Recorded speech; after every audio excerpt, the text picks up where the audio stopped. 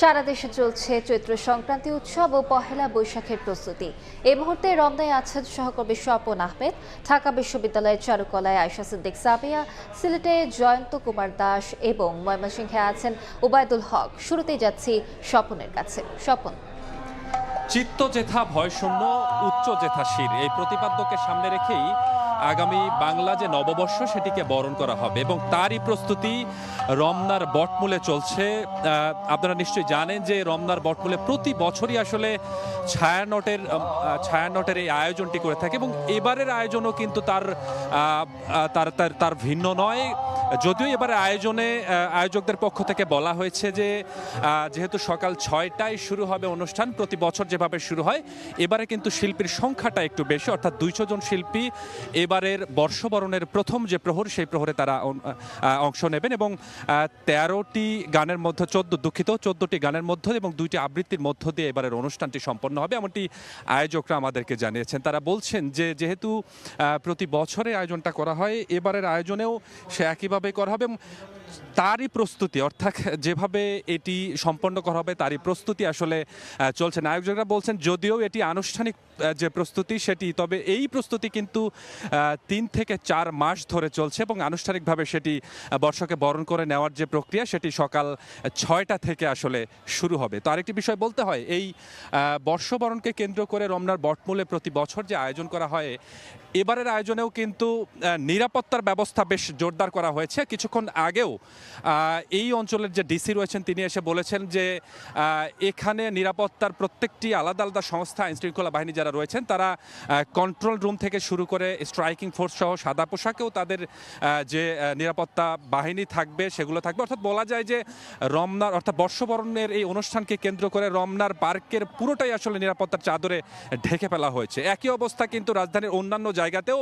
আমরা এখন চলে যাব ঢাকা বিশ্ববিদ্যালয়ের চারুকলাতে, সেখানে রয়েছেন আমাদের আরেক সহকর্মী আয়শা সিদ্দিক সামিয়া। তার কাছ থেকে শুনবো সেখানকার প্রস্তুতি সম্পর্কে। সামিয়া, বাংলা নববর্ষকে বরণ করে নিতে চারুকলার এই প্রাঙ্গণে কিন্তু তৈরি হয়েছে নানা ধরনের বাঙালির ঐতিহ্যবাহী মোটিভ এবং আমরা যদি দেখাই এখন কিন্তু যে দোতারাটি রয়েছে সকাল থেকে আলোচনায়, সেই দোতারার কিন্তু কাজ সব প্রায় শেষের দিকে। পাশাপাশি শুধু দোতারাই নয়, এখন কিন্তু দোতারার তার সহ শেষ মুহূর্তে যে রং আঠার মাধ্যমে কিন্তু প্রস্তুত করা হচ্ছে, দোতারার সবশেষ যে পূর্ণতা রয়েছে সেটি পূর্ণতা দেওয়ার চেষ্টা করা হচ্ছে।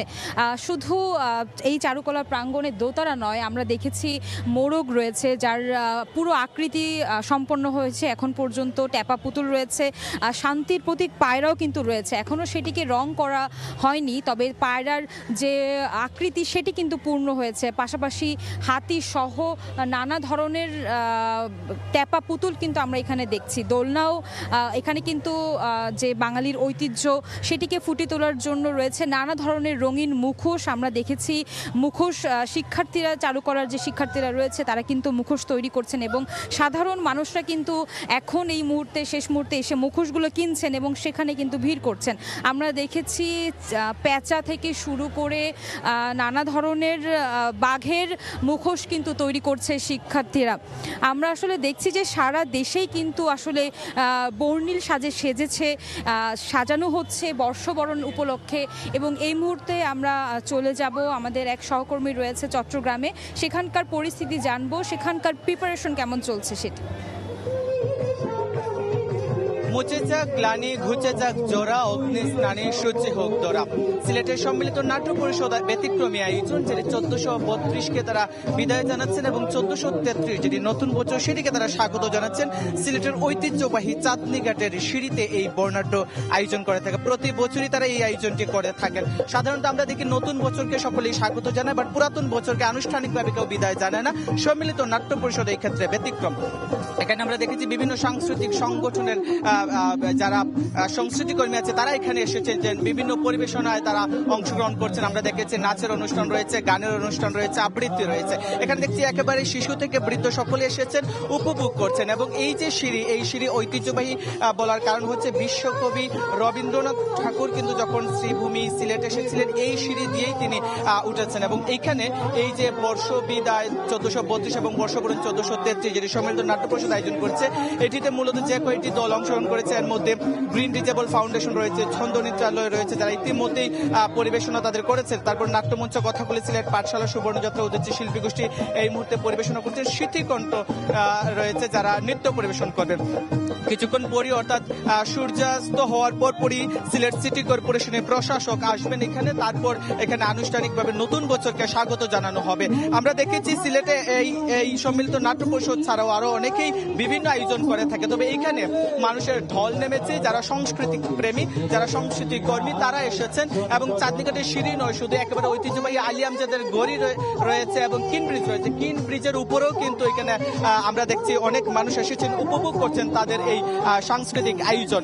এবং এই আয়োজনটি একেবারেই সুরমা নদীর পারে হওয়ায় কিন্তু অনেকে আসলে ভিন্ন একটা ভিউ পাচ্ছে, ভিন্ন একটা সিনারি পাচ্ছে। এই জন্য কিন্তু মানুষজন ছুটে আসছেন, উপভোগ করছেন পরিবার পরিজন নিয়ে। এই ছিল আমার কাছে সিলেট থেকে যে নতুন বছর বরণে যে অনুষ্ঠান সম্মিলিত নাট্য পরিষদের সবশেষ। এবার নতুন বছরে বরণের আরো নানা আয়োজন সম্পর্কে জানতে ময়মনসিংহের উবায়দুল হাসান সেখানে যেতে চাই। বাংলা ঋতুচক্রের শেষ দিনটি হচ্ছে চৈত্র সংক্রান্তি, আর এই চৈত্র সংক্রান্তির এই দিনে ময়মনসিংহের এই মেলায় হাজার বসেছে চৈত্র সংক্রান্তি এখানে এই নাগরদোলা, নানা ধরনের হরেক রকমের খাবার, মাটির তৈরি জিনিসপত্র, খেলনা, নানা ঢল নেমেছে। এখানে এই নাগরদোলা, নানা ধরনের হরেক রকমের খাবার, মাটির তৈরি জিনিসপত্র, খেলনা, নানান বাঙালির যে সংস্কৃতি সেটি কিন্তু ফুটে উঠেছে এই যে আজকের যে চৈত্র সংক্রান্তির মেলা এখানে কিন্তু একেবারে শিশু থেকে বৃদ্ধ সব বয়সী নারী পুরুষের ঢল নেমেছে এই মাঠে। এবং যারা শিশুদেরকে নিয়ে আসছেন, শিশুরা কিন্তু নানান ধরনের বায়না করছে। এবং এখানে একটা বিষয় যে লক্ষ্য করছি যে মাটির তৈরি যে জিনিসপত্রগুলো রয়েছে, জিনিসপত্র রয়েছে, খেলনা রয়েছে, এইসব কিন্তু ব্যাপক পরিমাণে বিক্রি হচ্ছে। এবং শিশুরা কিন্তু বেশ আগ্রহের সঙ্গে এখানে আসছেন এবং নানান ধরনের খেলনা তারা বেছে নিয়ে যাচ্ছেন। পাশাপাশি যে মেলার যে খাবারগুলো থাকে সেখানেও তারা যাচ্ছে। এবং যারা অভিভাবক যারা আছেন তারা বলছিলেন যে তারা গ্রামীণ যে সংস্কৃতির সাথে তারা বেড়ে উঠেছেন। তারা যে মেলা যেভাবে দেখেছেন আগের মতো হয়তো নেই। আগে যেমন চড়ক পূজা সহ নানান ধরনের আচার অনুষ্ঠান এই মেলাগুলোতে থাকতো, এখন সেই বিষয়গুলো নেই। কিন্তু সেই মেলার যে সংস্কৃতি সেটি কিন্তু এখনো অব্যাহত রয়েছে। যুগের পর যুগ কিন্তু এই মেলা চলে আসছেন আশীর্বাদ কলেজ মাঠে। এবং তারা এই প্রতি বছরের মতো এবারও তাদের সন্তানদেরকে নিয়ে এসেছেন, সন্তানদের এই বাঙালি সংস্কৃতির সাথে পরিচয় করিয়ে দিচ্ছেন। এবং তারা বলছেন যে তারা যেভাবে আসলে সেই স্মৃতিচারণ করছেন, যেভাবে সেই স্মৃতিচারণ করছেন এখানে এসে।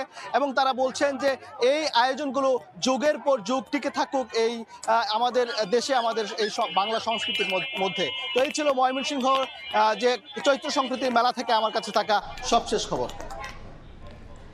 দেশের বিভিন্ন প্রান্ত থেকে চৈত্র সংক্রান্তি এবং পহেলা বৈশাখের প্রস্তুতি সম্পর্কে জানাচ্ছিলেন সহকর্মীরা।